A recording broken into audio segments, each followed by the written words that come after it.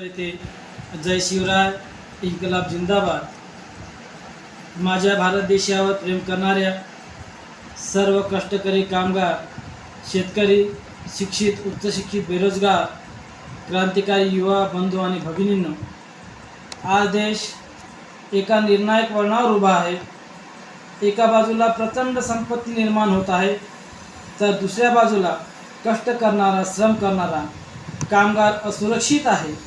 देशाचा पोशिंदा शेत शिवार पिकवून देशाचे पोट भरणारा अन्नदाता माझा शेतकरी बांधव संकटात आहे आणि देशाचे भवितव्य असलेला माझ्या देशातील शिक्षित, उच्च शिक्षण घेऊनही बेरोजगारीच्या वेदना सहन करीत आहे. या परिस्थितीत आपण आपल्या हक्कासाठी, आपल्या भविष्याकरता आणि आपल्या देशाच्या नव्या परिवर्तनासाठी आम्ही महाराष्ट्र युवा शासन पार्टीची स्थापना करीत आहोत.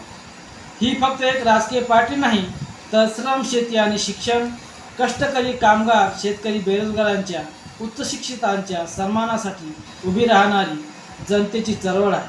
ही त्या सर्वसामान्य माणसाची चळवळ आहे, जो प्रामाणिकपणे कष्ट करतो, पण ज्यांचा आवाज सत्तेपर्यंत पोहोचत नाही.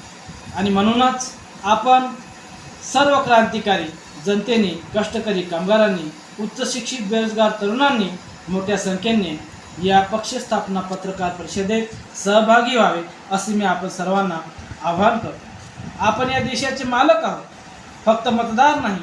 आपल्या श्रमावर, आपल्या ज्ञानावर आणि आपल्या संघर्षावर हा देश उभा आहे. आणि म्हणून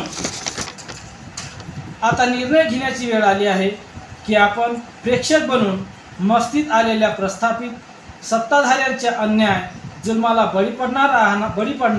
बळी पडत राहणार की नव्या क्रांतीचे, नव्या परिवर्तनाचे शिल्पकार बनणार. रयतेचे राजे छत्रपती शिवरायांच्या समता, न्याय आणि स्वाभिमानाच्या विचारांना अभिवादन करून आपण नव्या परिवर्तनाची शपथ घेऊ. या ऐतिहासिक क्षणाचे साक्षीदार होण्यासाठी आपण सर्व क्रांतिकारी युवा बंधू आणि भगिनींनो मोठ्या संख्येने पत्रकार परिषदेमध्ये सहभागी व्हा.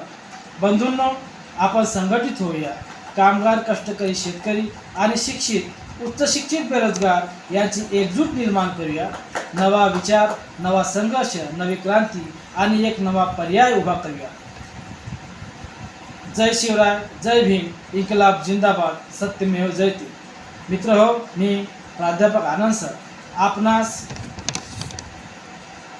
रविवार दिनांक 14 जून रोजी वेळ दुपारी 12 वाजता रविभवन सिव्हिल लाईन येथे होत असलेल्या पक्ष स्थापना पत्रकार परिषदेमध्ये सहभागी व्हावे असे आवाहन करतो आणि आपणाला येण्याची विनंती करतो. आपण यावे, सहभागी व्हावे अशी अपेक्षा आणि आशा आहे. जय हिंद,